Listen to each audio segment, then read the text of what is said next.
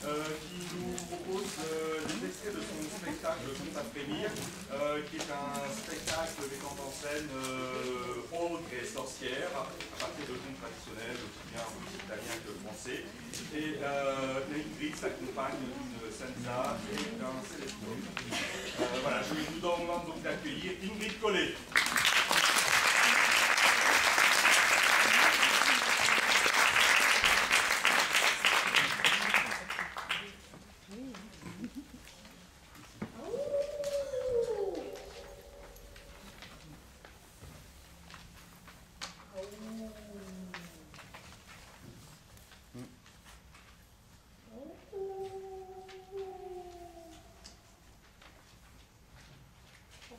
Qui aurait le moindre doute,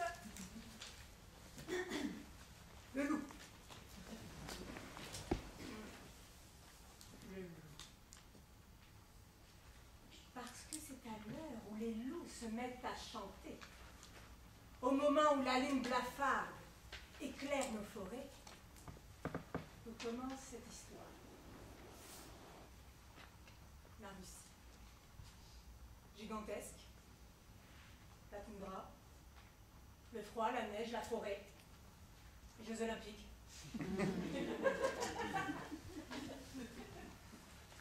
À l'orée d'une forêt, justement, se trouve une maisonnette.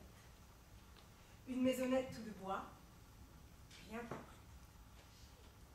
Quand on passe la porte, une grande pièce. Une cheminée dans laquelle crépite un feu joyeux.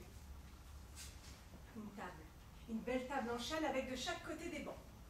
Au milieu de la table, un apron. Et puis sur ce napperon, une cruche dans laquelle on a mis quelques branchages. Dans cette maisonnette vivent 3 jeunes filles. Elles sont orphelines. D'abord, il y a l'aînée. Ah, l'aînée.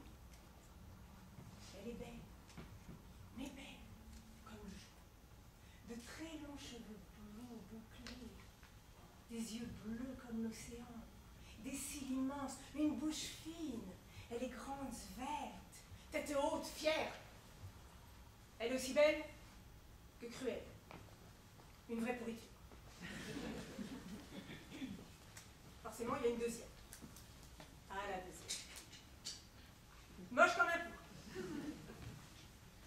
Pareil que la première, voire pire. Elle est cruelle, elle est vilaine, elle est méchante, elle aime personne. Ces deux-là, on leur a donné des surnoms. La première, ça tombait sous le sens où on l'a appelée toute méchante. La seconde, ça a été une évidence. On l'appelle toute vilaine. Puis enfin, il y a quand même une troisième. Alors elle est ni moche, ni belle. Elle est juste mignonnette. Par contre, elle a des vraies qualités de cœur. Elle aime les gens. Elle a toujours le sourire aux lèvres. Elle est belle, courageuse. Belle au fond d'elle-même. Elle fait tout dans cette maison. Mais bon, faut bien que quelqu'un s'en charge. Que ce soit le ménage, la cuisine, que ce soit leur passage, elle fait absolument tout. Et toujours de bonne humeur. Sauf que depuis quelque temps, elle a remarqué que les deux grandes, là, ne se comportaient pas comme d'habitude. Il y a de plus en plus de chuchotements quand elles passent. Il y a de plus en plus de messes basses. Elle les sent différentes, peut-être encore plus cruelles, plus méchantes que d'habitude. Oh, elle a le nez fat. Et c'est bien qu'il y a quelque chose qui se trame. Et elle n'a pas peur. Un soir, juste après le dîner, alors qu'elle a tout débarrassé, tout rangé, remis le napperon avec la cruche en plein milieu, juste avant d'aller se coucher, voilà que les deux aînés demandent à lui parler. Chose très très rare. Et puis surtout, elles ont ce petit sourire là, plus cynique. Ah, toute douce, elle, parce que c'est comme ça qu'on la surnomme la dernière. Elle écoute, elle se dit c'est peut-être des corvées supplémentaires, mais les deux grandes la fixent. Et puis elle lui explique. C'est simple. souffle un peu plus fort. Et le vent du nord apporte des rumeurs. Une rumeur en particulier. Au fin fond de la forêt se serait installée depuis quelque temps une femme, que l'on dit sorcière, peut-être même un peu magicienne. On l'appelle la Baba Yaga. Et elle aurait avec elle 3 crapauds. 3 gros crapauds qui seraient recouverts de pierreries, des émeraudes, des saphirs, des rubis, du diamant. Alors c'est simple. Ou Toute Douce décide d'aller chez la Baba Yaga, lui voler un de ses crapauds, où elle pourra quitter la maison à tout jamais.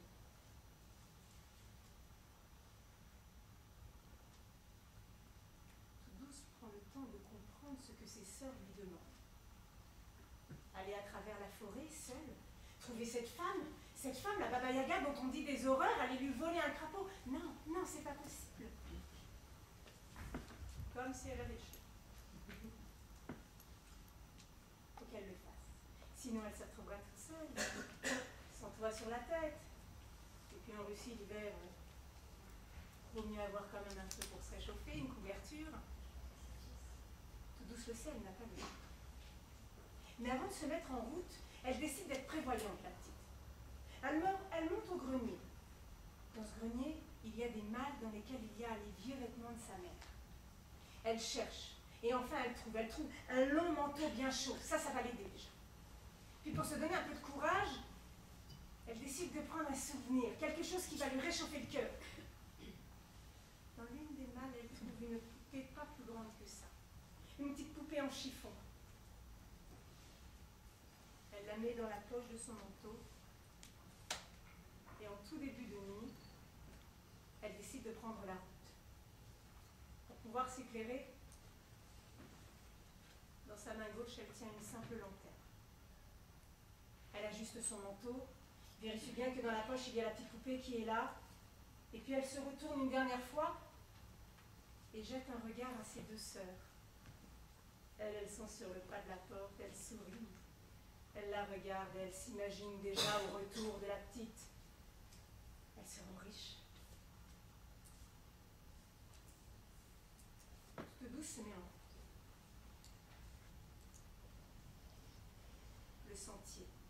Le sentier qui mène à la forêt sombre et profonde. Elle serre de toute sa force la lanterne, réajuste une fois encore le manteau, et là elle avance courageusement. À chacun de ses pas, elle entend les feuilles qui crépitent et ça résonne dans sa tête. Elle regarde de tous les côtés, à chaque instant, il y a des bruits. Un hibou qui ulule. Et puis la lune est pleine, elle éclaire un peu, mais le ciel est déjà très sombre. Il y a de gros nuages qui s'amoncellent un peu partout. Et la pauvre jeune fille a le cœur qui résonne, et elle avance, tenant toujours la lanterne, tentant de s'éclairer.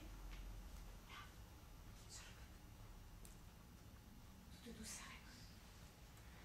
Ça brille en noir, comme 2 yeux qui la fixent. Ne pas regarder, ne pas avoir peur, penser à autre chose, serrer la lanterne, la main dans la poche, on avance. Je ne sais pas où on va, mais on avance dans cette forêt. Elle va avancer. Longtemps. Et puis à un moment, Toute Douce se fige. Du bruit. Pas un bruit commun. C'est pas un animal. Quelque chose se déplace presque à son allure. Toute Douce ne fait plus un bruit. Et puis elle regarde, elle observe. Et c'est à ce moment-là qu'elle voit passer une maison gigantesque sur des pattes de poulet. Elle se dit que c'est la peur qui est en train de lui jouer des tours. Peut-être qu'elle a peur. Sûrement. Ça doit être l'adrénaline. D'un coup, elle accélère le pas. Et elle se dit qu'après tout, comme elle n'a pas le choix, eh ben, elle va y aller chez la Baba Yaga. Alors elle accélère vraiment, hein. Elle suit comme ça le bruit des pas de cette maison. Et puis elle arrive dans une clairière. La clairière est éclairée par la lune. Elle avait raison. C'est bien une maison qu'elle a vue. Le toit de cette maison, plume. C'est pas fait pour la rassurer. Mais elle y va. Et puis arrivée devant la porte, elle prend une très très grande inspiration. Puis de sa petite main frêle, elle toque. 3 coups. Toc, toc, toc.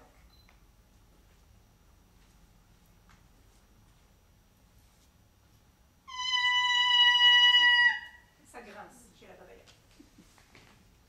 Là. Devant. Immense. Une femme. Cheveux noirs. Crasseux. Filasseux. Elle a un nez énorme, au bout duquel la seule chose que voit toute douce, c'est une énorme verrue. Des petits yeux de cochon. Elle est sale. Elle a de longs doigts avec de grands ongles. Et elle fixe toute douce. Et elle tient tellement fort la lanterne qu'elle a l'impression qu'elle va rester dans sa main pour toujours. Aucun son ne sort de la bouche de la petite. Elle est là, impressionnée devant cette femme, c'est bien une sorcière, ça se voit. Qu'est-ce qu'elle va pouvoir lui dire maintenant? Bonjour, je suis toute douce, j'aurais besoin d'un de vos crapauds. Ça passera pas. Et puis là, Baba Yaga tend sa main. Elle lui attrape le col de son manteau et la fait entrer dans la maison. Elle reclaque la porte, qui cette fois-ci ne grince pas. Toute douce se retrouve dans une maison un peu comme la sienne, hein. Il y a bien une cheminée avec un feu qui crépite, mais alors là, il n'y a rien de joyeux du tout. Il y a une énorme marmite à l'intérieur. Et puis, il y a surtout une table. À la table, la première chose que voit toute douce, 3 crapauds. Ils sont là, assis un peu comme des enfants qui attendent le boulot. 3 crapauds de la taille d'un chat. Ils sont gros. Ils sont visqueux. Oh, ils sont verts. Un vert émeraude du reste. Mais surtout, ils sont tous couverts de pierreries. De douce ne peut pas dégager son regard. L'un des crapauds, elle a l'impression qu'il la fixe. Ploc! Une pustule vient d'exploser. De douce retient son souffle. Il y a une odeur là qui commence à monter. Elle fait un pas et ses poissons au sol. Elle n'a jamais vu une maison aussi sale. Tout à coup, l'odeur commence à pénétrer dans ses narines, ça commence à lui brûler vraiment la gorge. Elle se dit que c'est vraiment... Il faut qu'elle respire l'irrespirable, mais il faut qu'elle respire quand même. Baba Yaga, pendant ce temps-là, la fixe.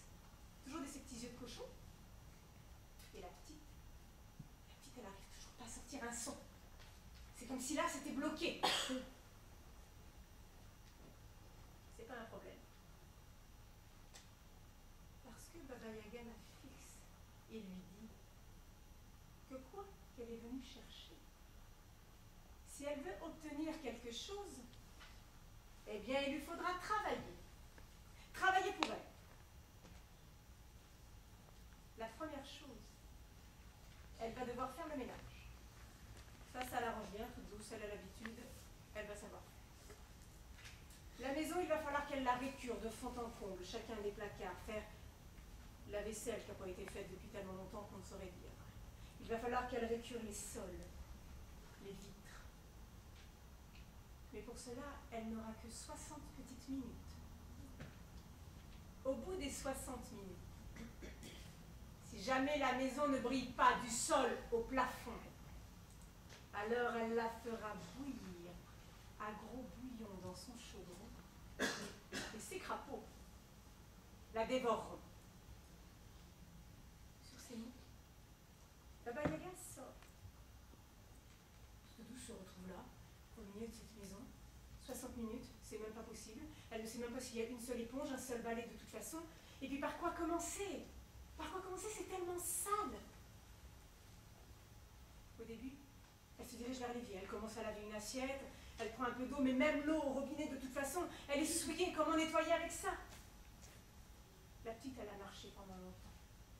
Elle se demande ce qu'elle fait là. Il y a ces crapauds là, toujours attablés, qui la fixent en plus de ça. Et là, c'est plus fort qu'elle. Elle n'arrive pas à sortir de son, mais Elles sont les larmes qui montent, qui montent, qui montent, qui montent tant et tant qu'elle finit par s'effondrer et par pleurer. Elle pleure, tous sont saoulés, elle pleure, ça résonne dans toute la maison. Dans la poche, elle sent quelque chose qui vibre.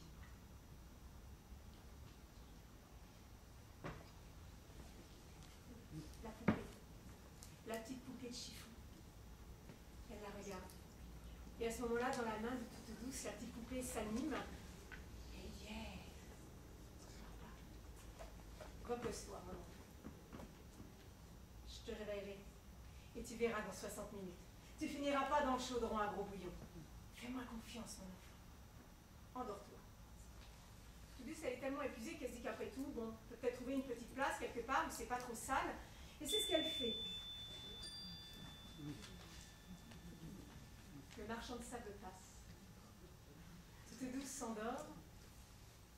Et si vous voulez savoir ce qui lui arrive après, nous on se verra.